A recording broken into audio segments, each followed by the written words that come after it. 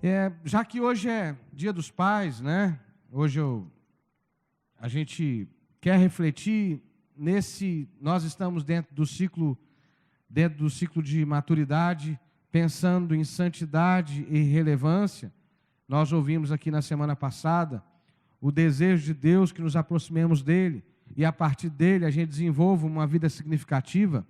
Hoje, o convite, e esse vai ser um apelo durante todo o mês de agosto, que nós nos aproximemos mais de Deus, que a gente chegue mais perto de Deus, que a gente usufrua da presença dele, porque santidade é isso, não é? No passado a gente confundiu santidade com o rigor da lei, com uma vida de negação, uma vida muito focada na lei, no mandamento, como se a santidade fosse resultado de um esforço nosso. Hoje a gente tem clareza de que ninguém pode produzir santidade a não ser o Senhor. Ninguém pode produzir santidade a não ser o próprio Senhor. Ou seja, santidade é reflexo, é consequência do nosso relacionamento com Deus. Por isso que, se não me engano, foi W. Moody, que disse que ou esse livro vai te afastar do pecado, ou o pecado vai te afastar desse livro. Entende? Ou a presença de Deus te afasta do pecado, ou o pecado te afasta da presença de Deus. As duas coisas não andam juntas, não há como conciliar. E por isso que o grande apelo para nós, quando a gente fala de santidade, é relacionamento, intimidade com Deus. Por isso que o título da mensagem é Renove o seu encontro com o Pai amoroso. Renove o seu encontro com o Pai amoroso. E hoje eu não vou pegar apenas um texto, mas eu quero fazer um passeio pela Bíblia. E é claro que é um passeio curto, né? Porque eu não quero atrapalhar o almoço de ninguém. Né? Você chegar em casa tarde e dizer assim, foi o pastor que empolgou hoje, né? Sem noção, pastor, Dia dos Pais, né? 13h a gente ainda está sentado na igreja ouvindo a palavra, pastor, e o nosso almoço, né? Não vou fazer isso, pode ficar tranquilo, tá bom? Eu quero ser breve, mas eu quero apenas pegar e pensar alguns desses fundamentos para mim, desse Pai amoroso que nos chama a nos relacionar com Ele. E o primeiro está em Gênesis capítulo 1, versos 26 a 28. Se você puder me acompanhar, você conhece bem Gênesis capítulo 1, verso 26 a 28, diz assim,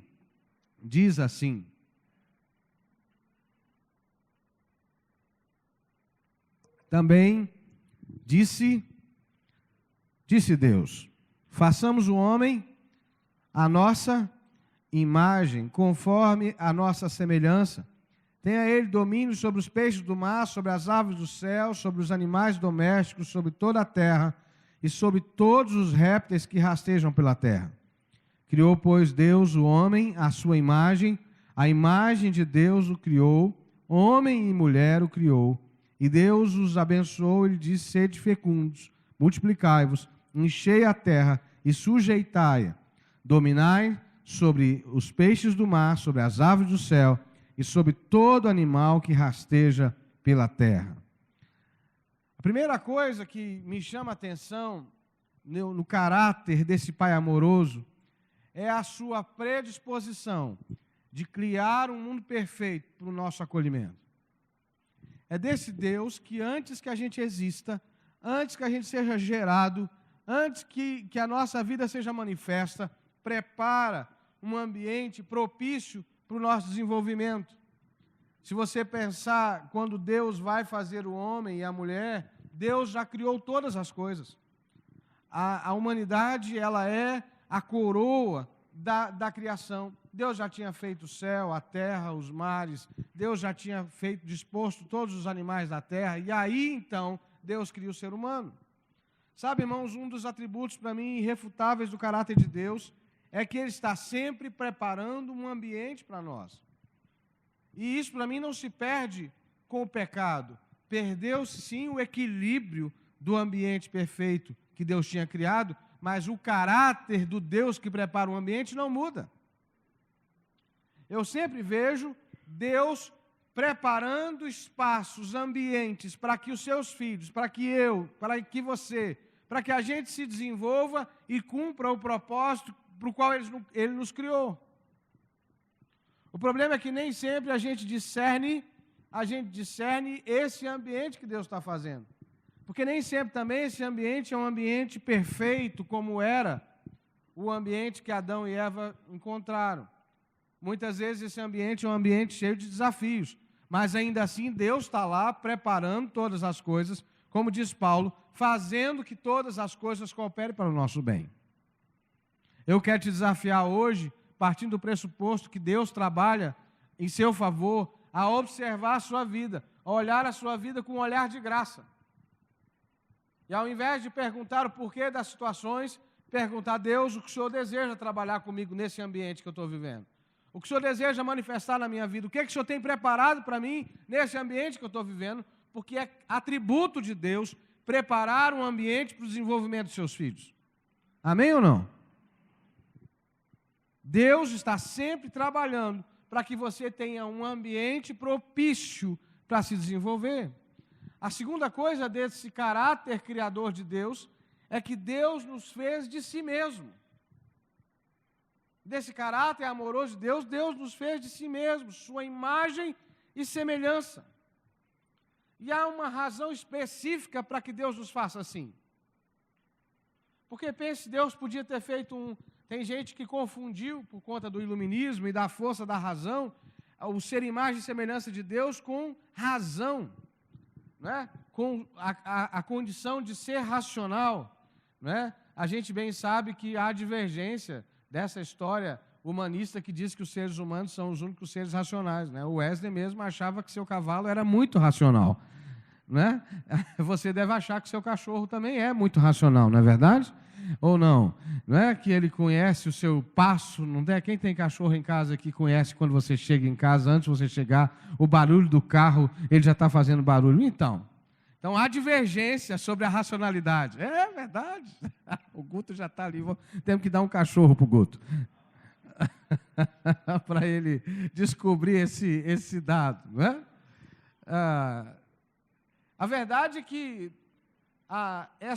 esse atributo que Deus coloca em nós não é apenas a racionalidade, mas é a capacidade de ser extensão dele. Entende? Os animais não podem isso. Os animais não estão dotados disso. Deus deu ao ser humano a possibilidade de ser uma extensão dele, família dele, manifestação dele na terra. É por isso que Romanos, Paulo vai dizer assim, a criação geme e aguarda com expectativa a manifestação dos filhos de Deus. O Wesley vai dizer que a criação e a natureza vai ser redimida pela vida do ser humano, quando ele é ponte para a ação de Deus na terra. Jesus Cristo é a ponte para a ação de Deus na nossa vida, mas Deus nos fez ponte para a restauração de toda a terra. E é por isso que quando o homem se corrompe, ele destrói a natureza, ele destrói a terra, ele destrói o ambiente que ele vive. Porque a ele cabe a restauração, o cuidado. E essa coisa de ser extensão de Deus é uma coisa que mexe muito comigo. Mexe muito comigo pensar que o Pai amoroso resolveu se representar através de mim. A gente recebeu aqui há uns 5 anos atrás o pastor Osmar, naquele evento, o pastor Carlos Bezerra, da Comunidade da Graça, estava convidado para pregar aqui, e quem veio foi o pastor Osmar. Quem estava aqui lá atrás vai lembrar. E eu saí com o Osmar, a gente fazendo a acolhida, e ele me contou, as crianças eram menores, ou seja, tem 5 anos, de como ele combinava com os filhos dele. Ele dizia para os filhos assim, quando os filhos já mais adolescentes iam deixar os filhos num lugar, dizia assim, olha, vocês representam o pai de vocês aqui. Então preste atenção de como vocês vão se comportar e se conduzir, porque vocês me representam aqui. E eu aprendi isso. E digo isso para os meus filhos, olha, vocês me representam. Onde vocês vão, vocês me representam. Não é isso, Samuel? Onde vocês vão, vocês me representam. E, na verdade, essa condição já está aqui. Deus nos instituiu representantes dele na terra. E como representante dele, nós somos as mãos de Deus na terra. Nós somos o coração de Deus na terra. Nós somos, não que Deus não tenha olhos, nem mão, nem coração, mas nós somos os olhos de Deus na terra. Deus quer ver através dos seus olhos, Deus quer tocar através das suas mãos, Deus quer alcançar pessoas através da sua vida. E isso é uma coisa, irmãos, que me empolga, me enche de alegria, quando eu percebo Deus me dando daquilo que é dele, repartindo com a graça que é dele e me possibilitando participar do processo de restauração na vida de pessoas. Quando Deus abre os meus olhos para ver espiritualmente a realidade de alguém que está à minha frente. Quando Deus faz meu coração quebrantado para ser misericordioso com quem está à minha frente. Quando Deus usa as minhas mãos para levantar alguém, não sou eu, é Deus através de mim. E eu não sei para você, mas isso para mim é uma honra sem precedentes. Você concorda comigo ou não? Quem já foi mão de Deus, boca de Deus aqui e acha que isso foi uma bênção na sua vida e é uma bênção na sua vida? É uma bênção. Lembra de Paulo com Eutico, não é? Eu estava brincando com o Fabinho, vai que pega, né? Eu disse para ele assim, Fabinho, ano que vem eu quero te dar os parabéns no Dia dos Pais, viu, Paulinho? Olha aí, não sei. A Paulinha já disse que não pega agora, né? Sem pressão, tá, Paulinho? Não é nem longe de mim impressionar, não é verdade? A Márcia gostou, né? Não sei por que agora que eu brinquei com vocês. Agora, me perdi no meio do caminho aqui. Sim, falando do Eutico, eu ia pensar no nome de filho, Eutico. Por isso que eu falei de Eutico, um excelente nome para colocar nos filhos aí. Eutico estava na janela, e aí Paulo está empolgado, pregando, o que acontece com Eutico? Cai e morre. E aí Paulo vai lá e faz o quê, irmãos? Ele ressuscitou, mas como é que ele ressuscitou? Paulo vai lá e dá um abraço em Eutico. E Eutico, a vida retomada. Meu Deus, isso é poderoso. Como que através de um abraço, você já foi restaurado num abraço? Quem já foi restaurado num abraço aqui? Um abraço que te restaura, um abraço que te acolhe, um abraço que te enche de alegria. É eu e você sendo extensão de Deus. O que aconteceu com o pecado? Com Adão e Eva? Essa condição de ser extensão de Deus, ela é resultado de escolha nossa. A gente nasceu para ser isso, mas nós podemos escolher romper com isso. E quando nós rompemos com isso, nós ficamos só com o que temos. O pecado rompe a conexão. Entende? Acontece uma morte espiritual. Você perde a capacidade de ser representante de Deus na terra. Você se torna representante de si mesmo. E a sua vida cai drasticamente de significado, de relevância. Entende? É como um filho, quando o filho pródigo, lembra? Ele pega a herança do pai e diz assim, pai, me dá tudo que é meu, que eu estou indo embora. Mas ele esquece que o que o pai tinha não era só dinheiro. O pai tinha trajetória, o pai tinha experiência, o pai tinha credibilidade, o pai tinha amparo. E ele acha que o que o pai tinha era dinheiro. E o dinheiro acaba. Não é? E ele vai ao estado mais vil para o judeu ali, né, de comer da comida dos porcos. Porque ele rompeu, ele quis ser autônomo. Ele não entendeu que ser extensão da presença de Deus é bênção. É bênção. Entende? Quer dizer, esse Pai amoroso nos oferece essa opção graciosa. E ainda mais, Ele nos criou para governar. Deus deu ao ser humano poder para exercer domínio, graça e para representá-lo. É em Deus, em sua graça, que nós descobrimos o nosso verdadeiro potencial. Quer dizer, isso é uma outra coisa muito forte. Quando a gente rompe a conexão com Deus, o que a gente perde? Essa aptidão para governo. É muito triste você ver uma pessoa que está oprimida. É muito triste você ver uma pessoa que perdeu. O diabo quis colocar no coração de Adão e Eva que era desobedecendo a Deus, ou seja, era na autonomia de Deus que eles se autoafirmariam. Concordam? O diabo tenta convencê-los disso. Mas é exatamente o contrário. É em Deus que eles têm governo. É em Deus que eles exercem domínio. É em Deus que eles são proativos na terra. É em Deus que eles fazem diferença na terra. É em Deus que a gente tem uma vida relevante. Porque quando você rompe com Deus, e a coisa de tomar da árvore, é isso. É romper com Deus, é escolher ser senhor de si mesmo. Quando você rompe com Deus, logo você perde o ambiente, você perde a proteção, você perde a direção de Deus e você perde a autonomia. Você vira escravo do pecado, você vira escravo dos seus medos, escravo das suas vontades. O Pai amoroso é o Pai que cria um ambiente perfeito, nos faz dele mesmos e estabelece em nós uma conexão para governar em nome dele, para exercer governo em nome dele. E o que Satanás vai o tempo inteiro fazer é tentar nos fazer cair no mesmo pecado que ele caiu, que é o pecado da insubmissão, da autossuficiência, do autogoverno e da independência de Deus, que me faz totalmente dependente do pecado do inferno, do império das trevas. Percebe, irmãos?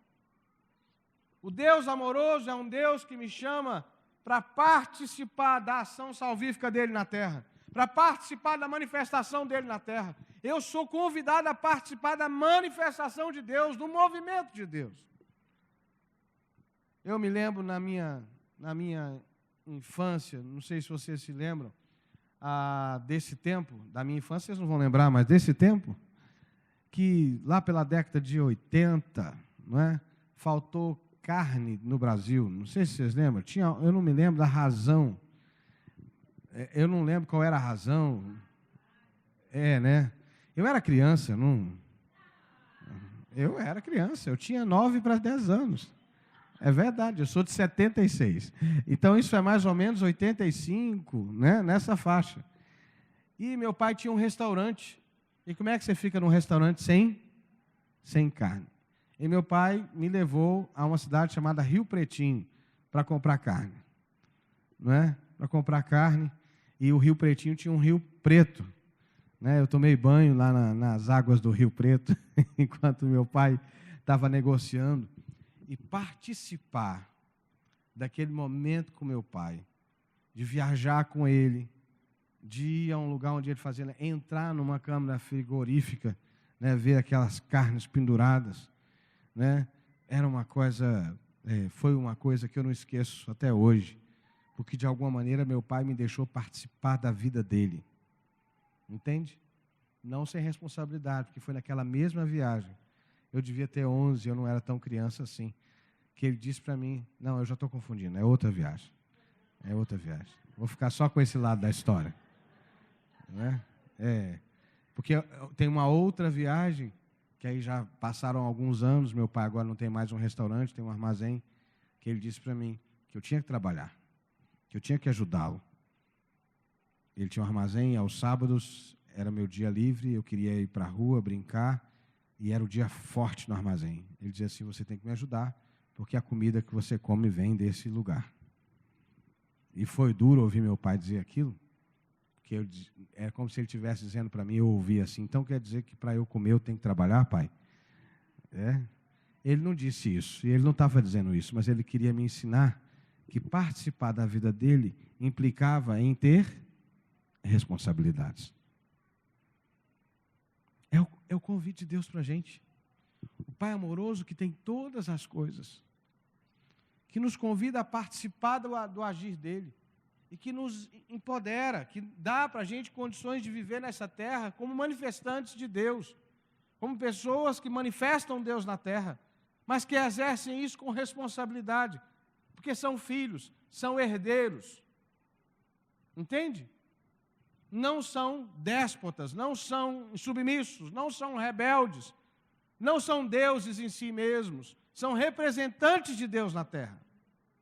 Amém, irmãos?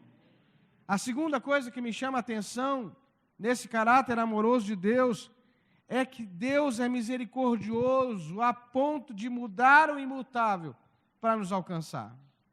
E aí eu vou apenas citar alguns textos aqui que você conhece, e aqui eu vou falar um pouco da manifestação de Deus em Jesus.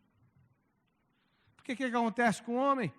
O homem rompe com Deus, o homem peca, o homem rompe com o ambiente que Deus preparou, o homem rompe com o legado que Deus tinha preparado, e ele sofre com isso.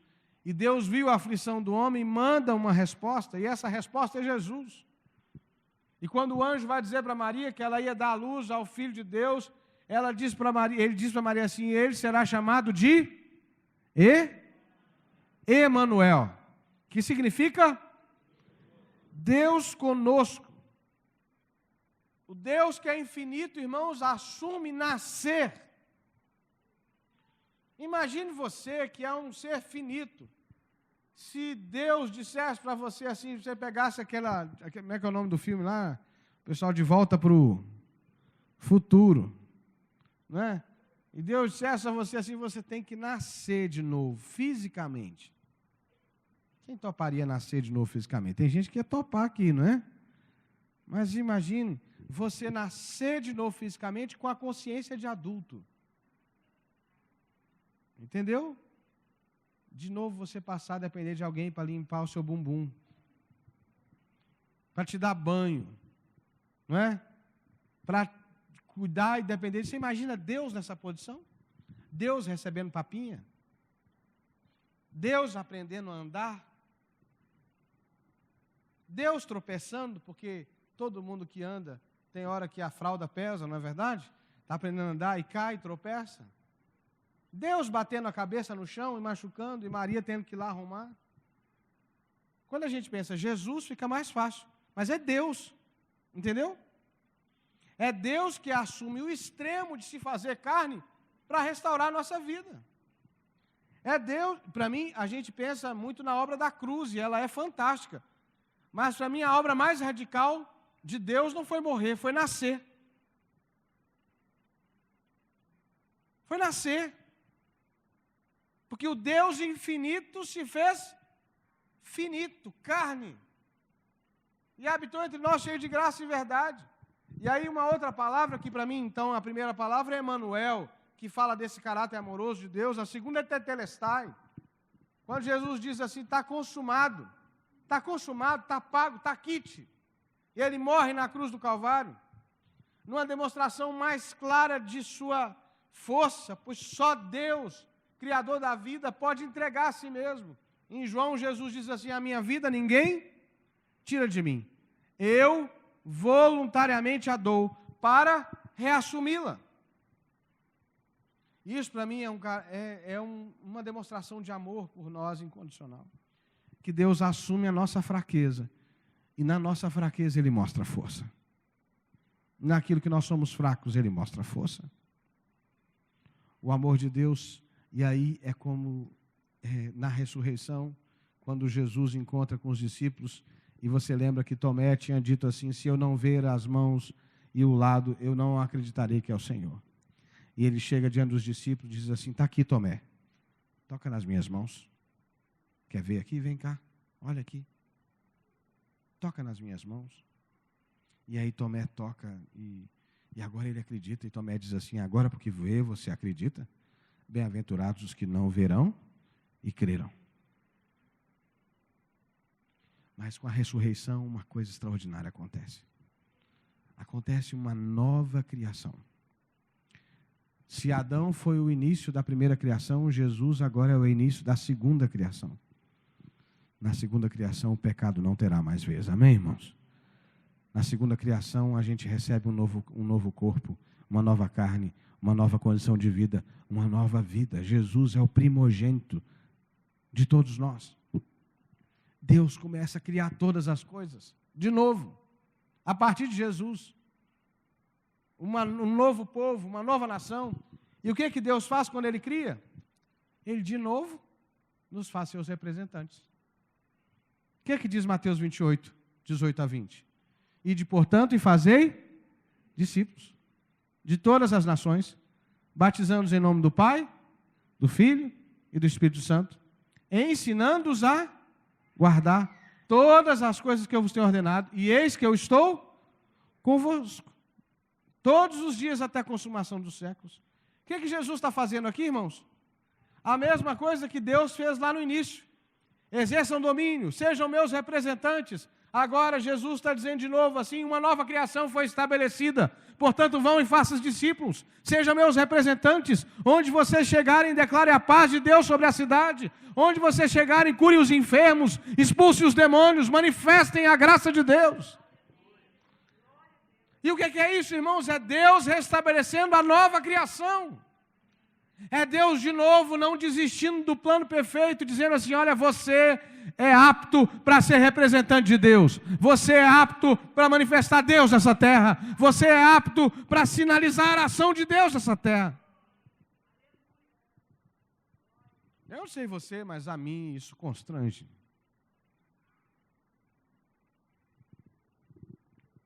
E essa manifestação poderosa de amor é um amor geral, amplo e restrito, mas é também um amor pessoal, individual e relacional. Paulo, em Romanos 8, verso 31 a 39, Romanos 8, verso 31 a 39, Paulo diz o seguinte: que diremos, pois, à vista destas coisas? Se Deus, vamos ler juntos? Se Deus, quem será contra nós? Aquele que não poupou seu próprio filho, antes por todos nós o entregou, porventura não nos dará graciosamente com ele todas as coisas? Quem tentará acusação contra os eleitos de Deus? É Deus quem os justifica. Quem os condenará? É Cristo Jesus quem morreu antes, que ressuscitou, o qual está à direita de Deus e também intercede por nós. Quem nos separará do amor de Cristo? Será tribulação, ou angústia, ou perseguição, ou fome, ou nudez, ou perigo, ou espada? Pode seguir. Como está escrito: por amor de ti somos entregues à morte o dia todo. Fomos considerados como ovelhas para o matadouro.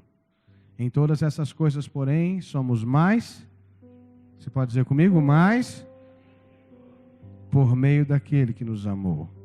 Porque eu estou bem certo de que nem a morte, nem a vida, nem os anjos, nem os principados, nem as coisas do presente, nem o porvir, nem os poderes, nem a altura, nem a profundidade, nem qualquer outra criatura poderá nos separar do amor de Deus que está em Cristo Jesus, nosso Senhor. Aleluia. Aplauda Ele, porque é maravilhosa essa palavra.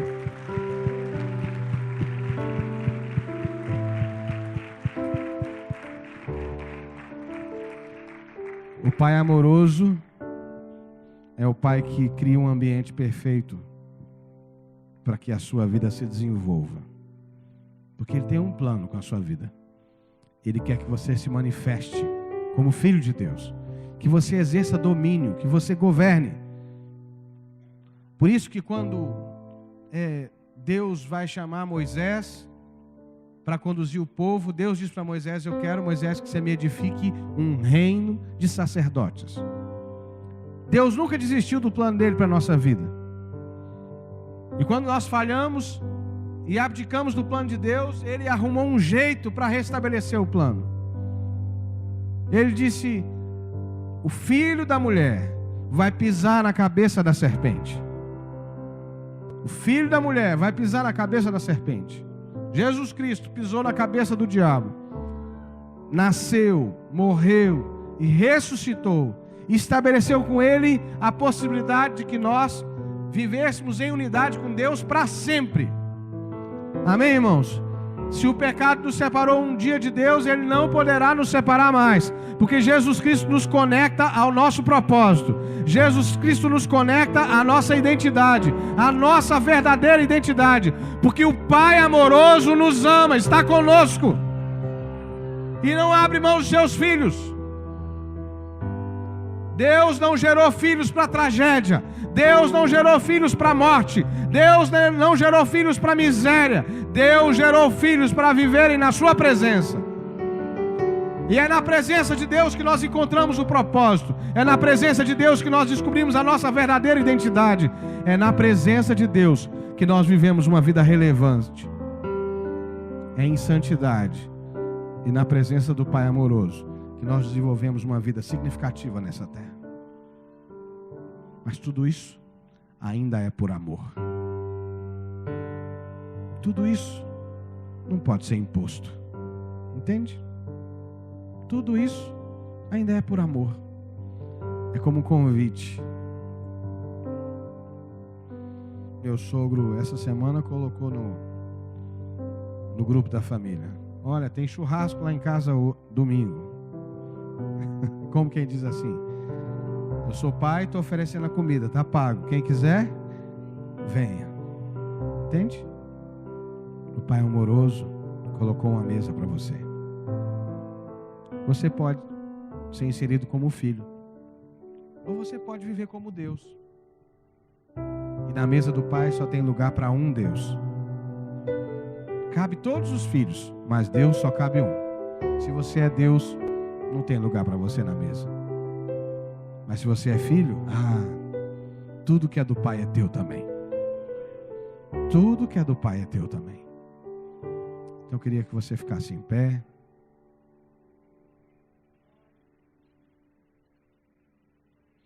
E quem sabe nós pudéssemos dar as nossas mãos para orarmos juntos. Lu, as crianças já podem vir aqui para o altar, ficar aqui com a gente. Vou pedir a algum irmão que me ajude aqui, só tirando aqui. Me ajuda aqui, Lucas, por favor, querido.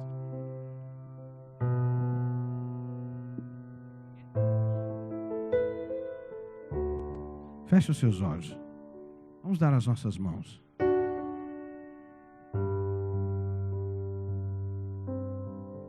Sabe, irmãos, eu poderia fazer um apelo de salvação individual para quem quer entregar sua vida a Jesus. E se você deseja isso, você pode fazer essa oração que eu vou fazer junto comigo daqui a pouco. Mas eu quero te fazer hoje um outro convite, além desse. Eu quero te convidar a voltar à tua essência, a fazer parte da família da fé, através de Jesus. Não tem outro caminho, é só através de Jesus. Mas eu quero te convidar a fazer parte dessa família de fé que tem um Pai perfeito e amoroso. E mesmo você que talvez vem vivendo uma experiência negativa com a sua família terrena, com seu pai, Deus é o Deus que restaura todas as coisas. E Ele é poderoso para restaurar em você essa graça de viver como filho, apesar dos seus, apesar do ambiente que você está inserido. Ele é poderoso para mudar a história. Então eu quero primeiro orar com aquelas pessoas que hoje precisam entregar sua vida e seu coração para o Pai. Então eu queria que você fechasse os seus olhos, onde você estiver, e diga para Ele: Senhor, eu quero retomar esse lugar na Tua mesa. Diga para Ele, fala, diga: eu quero retomar esse lugar para a Tua mesa. Eu quero voltar à essência, Jesus. Eu quero voltar a esse lugar onde eu sou chamado de filho, onde o plano perfeito do Senhor se estabelece na minha vida. Fala para Ele. Diga para Ele: Deus, eu não quero ser diferente do filho pródigo que disse que queria ser empregado. O Pai não tem um lugar de empregado para nós, irmãos. Ele tem um lugar de filhos para nós à mesa. Ele tem um lugar de filhos. Então, em nome de Jesus, volta para a presença do Pai. Volta para a casa do Pai. Volta para o lugar que o Pai preparou para você. Vive na presença dEle. Seja tratado por Ele, em nome de Jesus. Abra mão dessa autonomia que parece interessante, mas que na verdade é sedução de Satanás. Abre mão disso. Renuncia a isso em nome de Jesus e diga: Deus, eu me declaro totalmente dependente do Senhor. Porque é na Tua presença que eu acho a minha identidade, é na Tua presença que eu descubro a verdadeira liberdade. E diga para Ele: eu entrego a minha vida ao Senhor Jesus nessa manhã. Em nome de Jesus, Deus, o Senhor conhece os corações que estão hoje se entregando ao Pai amoroso. E nós clamamos, ó Pai, que o Senhor acolha essas vidas.